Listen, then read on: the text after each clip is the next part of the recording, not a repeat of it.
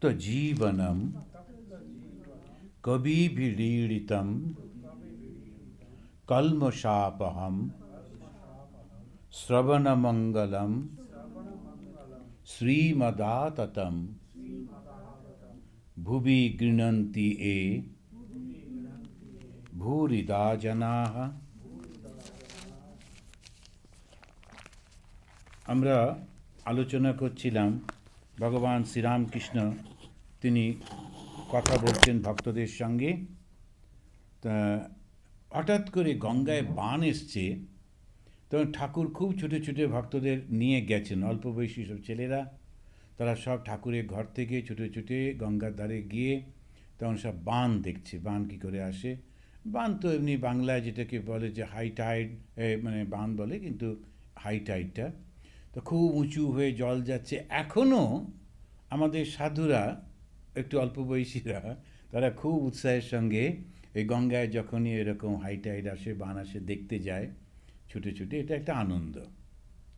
তো শ্রীরামকৃষ্ণ তিনি সবাইকে নিয়ে গেছেন, তারপরে দেখা হয়েছে, তারপরে নৌকো একটা ছিল, সেটা প্রায় ডোবে ডোবে, ঠাকুরকে উৎকণ্ঠা জানালেন।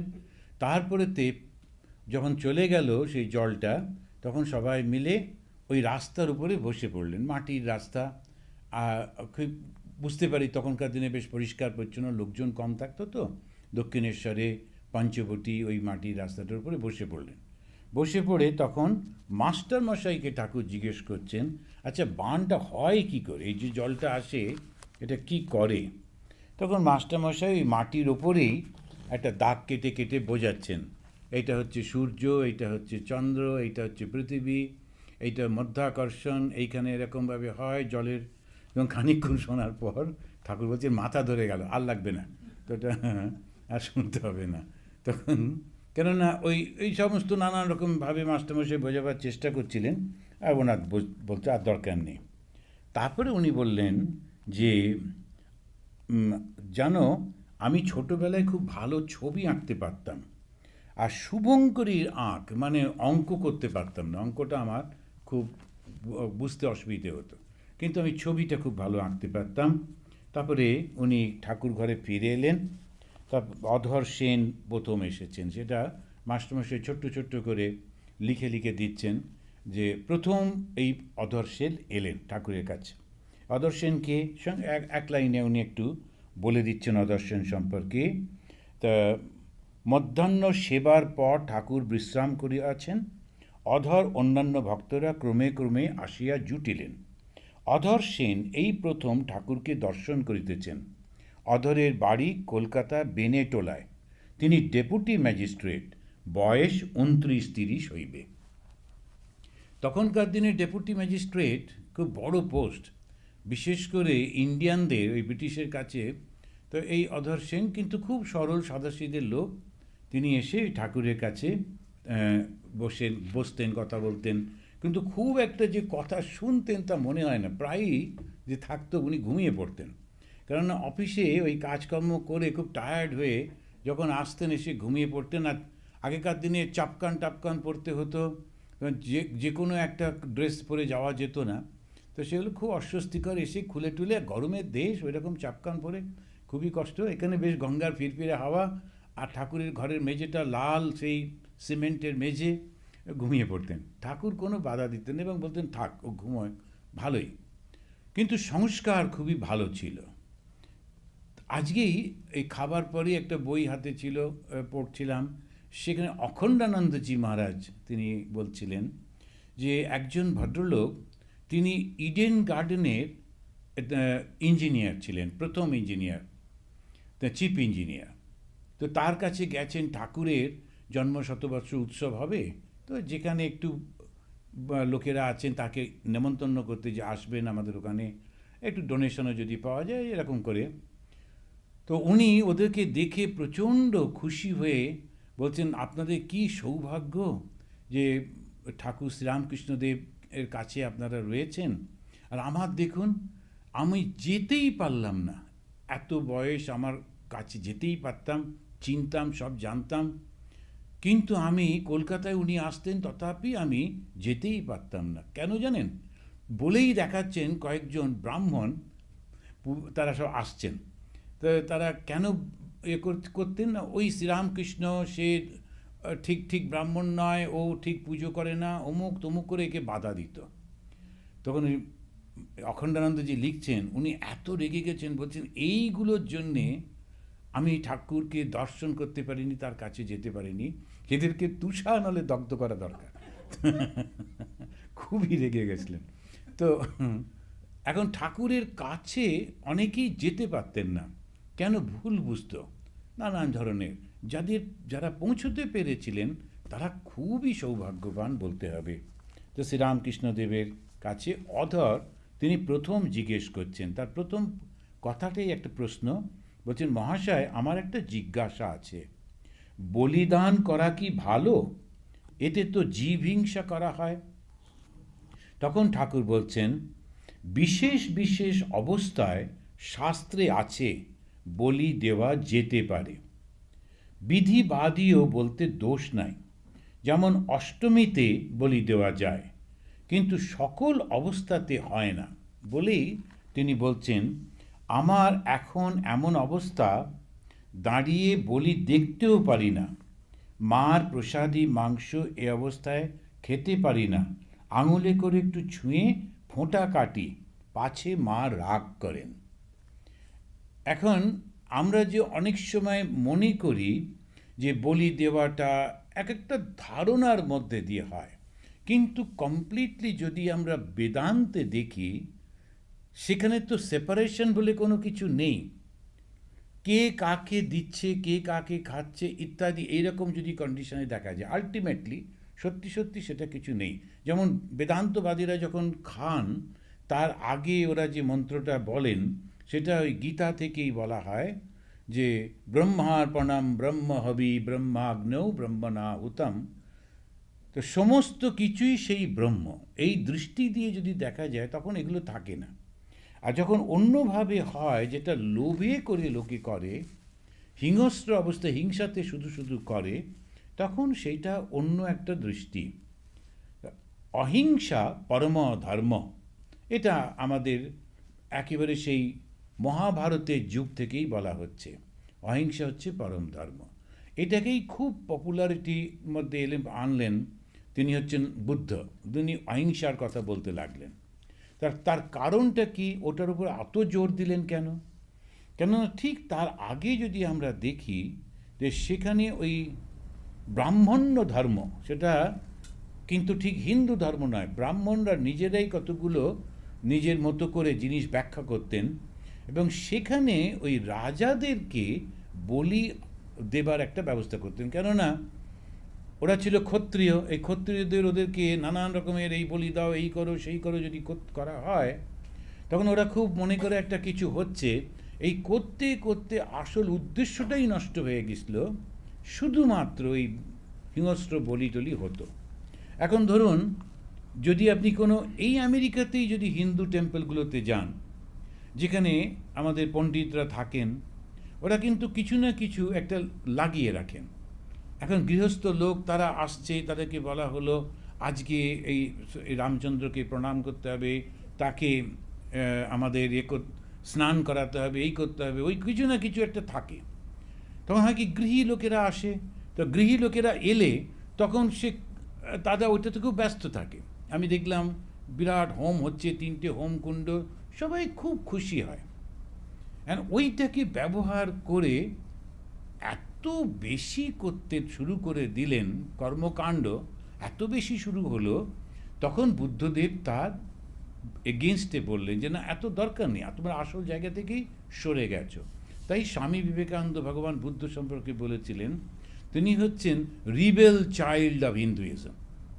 হিন্দু, কিন্তু তিনি রিবেল করলেন। যিশু কিন্তু খ্রিশ্চান নন, উনিও জুয়েশ। সেই জন্যে দেখা যায় তিনি যখন সিনাগগে গেছেন, যে জুইশদের প্রার্থনা স্থল, সিনাগগে গিয়ে তিনি বলছেন, don't make my father's house A business place. কেননা ভগবানের নাম করে নানা রকম তাবিজ বিক্রি করছে, এই করছে, সেই করছে। যিশুর ওটা খুব পছন্দ হচ্ছিল না। কিন্তু উনি যেটা নতুন ধর্ম করছেন তা না, তার পরবর্তী লোকেরা শুরু করলো বটে। তা আমাদের এখানে তো বিধিবাদীও, একটা বিধি আছে, এরকম করতে পারা যায়, সেটা একটা উৎসর্গ করা যেতে পারে। এটা খাদ্য, মানুষ খাবেই। এখন যদি তুমি না দাও তখন ওরা অন্য রকমভাবে করবে। তো সেই কারণে একটা বলা হয়, আচ্ছা তোমরা এই রকম করো। মিথ্যা কথা বলা অত্যন্ত অন্যায়, কিন্তু হিন্দুরা জানে মিথ্যা কথা না বলে লোকে থাকতে পারবে না। ওরা 5টা জায়গায় ছাড় দিয়েছে। কি কি? যখন বাবা মা মেয়ের বিয়ের সম্বন্ধ করে, মানে মেয়ের বাবা, সে একটু মিথ্যা বললে সেটা পাপ হয় না, কারণ মেয়ের বিয়ের জন্যে একটু বলতেই হয়। তা তিনি বললেন যে এই তো হ্যাঁ, একটু এরকম এরকম করে একটু বললেন, ওই বলাতে কোনো পাপ নেই। যখন কেউ মারতে আসছে, মৃত্যু সামনে দাঁড়িয়ে রয়েছে, তখন আততায়ীর হাত থেকে বাঁচার সময়ও যদি মিথ্যু বলা হয়, সেটাতে কোনো পাপ নেই। এরকম করে করে স্বামী স্ত্রীর মধ্যে যখন ঠাট্টা মজা করে, তখনও একটু মিথ্যা বলায় পাপ নেই। এরকমভাবে 5টা জায়গাতে ছাড় দেওয়া হয়েছে। সমাজের, হিন্দু ধর্মের এই জিনিসগুলো না জানলে ভুল হয়ে যায়।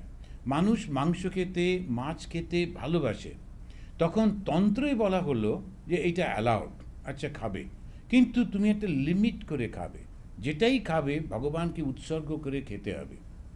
তখন সেই রকমভাবে যদি দেখা যায়, পরবর্তীকালে ওর ঠিক পেছনে যে ফিলোসফিটা আসছে সেটা সম্পূর্ণ উল্টো। যখন বলছে পঞ্চমকারের সাধনাতেই এই নানা রকম করে, যে মৎস্য, মাংস, মদ্য ইত্যাদি, কিন্তু এই পঞ্চমকারের আর একটা ব্যাখ্যা যখন দেখা যায়, বিশেষ করে অভেদানন্দজি মহারাজের সেই ব্যাখ্যা রয়েছে এবং আমাদের এই শাস্ত্রের বইগুলোতেও রয়েছে, সম্পূর্ণ অন্য।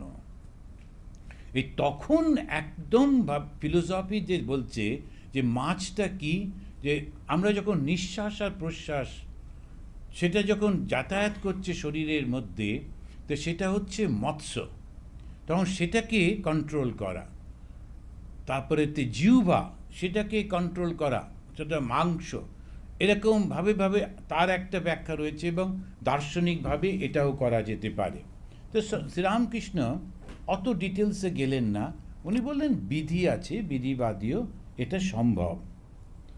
আর মনের অবস্থার উপর নির্ভর করে। কারো যদি মনে হয় যে না এটা করা ঠিক না, করবে না। সবসময় নির্ভর করে ওইটার উপরে, যার মানসিক অবস্থা যেরকম।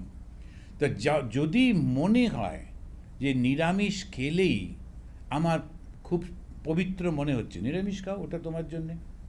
আর যদি মনে হয় না, আমি জাস্ট খাদ্য একটা খেয়েছি, মনেও পড়ে না কখন খেলাম আর খেলাম না, ধ্যানের সময় আমার মন ঠিক, আমি শুদ্ধ করে ধ্যান করতে পারি, তখন মোটেই মনে হচ্ছে না যে কোনো মাংস বা মাছ খেয়েছি বলে কিছু একটা, তার জন্য ওটা ঠিকই আছে।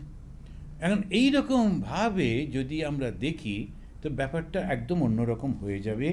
তখন ঠাকুর এরকমভাবে বলছেন, এমন অবস্থা দেখি সর্বভূতে ঈশ্বর, পিঁপড়েতেও তিনি।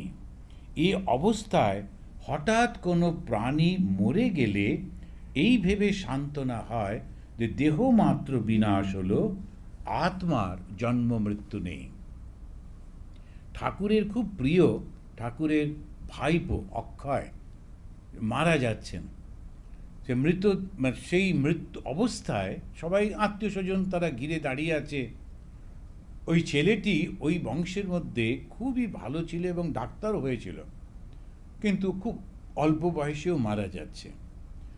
এখন যখন সবাই দাঁড়িয়ে আছে, সেই সময় যে মুহূর্তে ওর প্রাণটা বেরিয়ে গেল, ঠাকুর খুব হাততালি দিয়ে আনন্দ প্রকাশ করছেন। এতে করে অন্যরা খুবই বিরক্ত, কারণ তারা তো দেখছি কি একজন আমাদের সেই ছেলেটি মারা যাচ্ছে আর উনি এরকম করছেন। পরে যখন ওনাকে জিজ্ঞেস করলো, তখন উনি বলছেন, কিন্তু আমি যে দেখলুম ওর আত্মা ঝকঝক করছে, ওই রকম ওই নোংরা শরীরটা থেকে বেরিয়ে ও একদম চলে যাচ্ছে। আমার খুব আনন্দ হলো যে ও মুক্ত হয়ে যাচ্ছে। কোষের মধ্যে থেকে তরোয়াল যখন বেরোয়, তখন সেইটা যেমন হয়, তেমনি শরীর থেকে আত্মাটা চলে যাচ্ছে, উনি ওটা দেখতে পাচ্ছেন এবং সেই আত্মা সেটা খুব ভালো পথে যাচ্ছে, ওটা দেখে ওনার খুব আনন্দ হচ্ছে। আমরা যখন বুঝতে পারি না, আমরা আমাদের মতো করে ব্যাখ্যা করি। এইখানে বলা যেতে পারে স্বামীজি বা স্বামী বিবেকানন্দ, তা তিনি বলছেন যে আমরা we travel from lower truth to higher truth. আমরা যে কথাটা বলি সেটা মিথ্যে নয়, ঠিকই আছে, সেটা একেবারেই অসত্য তাও নয়, কিন্তু লোয়ার ট্রুথ, এবার হায়ার ট্রুথও রয়েছে। যেমন মাটিতে দাঁড়িয়ে সূর্য দেখছে যে, এবং সে যে সূর্যের বর্ণনা দিল ওটাও ঠিকই আছে, কিন্তু সঙ্গে সঙ্গে যে প্লেন থেকে সূর্যকে দেখছে তার যে বর্ণনা সেটা অনেক বেটার হবে, আর যে রকেটে করে কাছে গিয়ে দেখছে আরও বেটার হবে। অ্যান্ড প্রত্যেকটাই সত্য, the lower truth to higher truth. এইটাই উনি বলবার চেষ্টা করছেন। এবং সেদিন আমাদের হোম অফ হারমোনিতে একজন জৈন ভদ্রলোক, প্রফেসর, তিনি বক্তৃতা করছিলেন। আমার খুব ভালো লাগলো। উনি বললেন যে জৈন ধর্ম হচ্ছে অহিংসা, কিন্তু অহিংসা এই যে অভ্যাসটা, এটা হচ্ছে একটা মানসিক অবস্থার প্র্যাকটিস। যখন এই যে ঠাকুর বললেন আমার এখন এমন অবস্থা আমি এটা দেখতে পর্যন্ত পারি না, খাওয়া তো দূরের কথা, তো তেমনিভাবে যখন সাধনা করতে করতে একটা অহিংস অবস্থায় এসে পৌঁছয়, তখন সে অহিংসা পরমধর্ম, শুধু পশু নয়, কোনো কিছুকেই সে আঘাত করতে পারে না। ভীষণ সে একদম, তার মনটা এত পরিবর্তন হয়ে যায়। কেউ যদি শক্ত কথা বলে সহ্য করতে পারে না, এত কষ্ট, অন্যকে বলছে তবু সহ্য করতে পারে না, কিন্তু ওটা সাধনার একটা অবস্থা। সেইটা যদি সব্বার উপরে চাপিয়ে দেওয়া হয় তাহলে তো কত মুশকিল হয়ে যায়। কারণ আমি মাঝে মাঝে বলি, এখন যাদের ডায়াবেটিক হয় তাদের মিষ্টি খেতে নেই, ডাক্তারদের বলে। এবারে যদি সমস্ত বাচ্চা টাচ্চা সবার উপরে এটা চাপিয়ে দেওয়া হয়, না মিষ্টি খেতে হবে না, মিষ্টি খেতে হবে না, ডায়াবেটিক হবে, কী অত্যাচার! ছোট বয়স, মিষ্টি খাবে না তো কি খাবে? সেটা মিষ্টি খাচ্ছে, খেলাধুলো করছে, সব ঠিকই হয়ে যাচ্ছে। তো এই যে ভাবটা কখনো সবার উপরে চাপিয়ে দিতে নেই। নিরঞ্জনম নিত্যম অনন্তরূপম ভক্তানুকম্পা ধৃতবিগ্রহম বৈ ঈশাবতারম পরমেশমিড্যম তম রামকৃষ্ণম শিরসা নমামহ।